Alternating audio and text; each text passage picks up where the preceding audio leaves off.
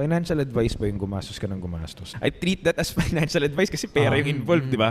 Pero yun, gumastos ka ng gumastos, yun yung best financial advice na receive ko at gusto ko yung sabihin sa inyo na gumastos ka ng gumastos. Mas marami kang matututunan sa paggastos kaysa sa pag-save. Sa hindi daw sa'yo yung pera kung hindi mo siya ginastos. Correct. Pero hindi ko sinasabing be stupid. Hindi ko sinasabing spend ng kung ano-ano lang. I'm saying force yourself to think how to spend wisely. Kumbaga, kung may pera ka, pilitin mo yung sarili mo na paano ko gagastusin to in a way na mapapalaki pa niya lalo yung pera ko at yung freedom ko. Instead of just saving it for nothing. Diba? Kasi kung meron kang gustong business na itayo, magsuspend ka. Kasama na din yung skill of saving. Siyempre, kailangan naman, saan galing yung pang-suspend mo kung di ka nag-save enough, right? Pero, kailangan intentional saving siya. Kumbaga, meron kang nilook forward kasi nagagastusin.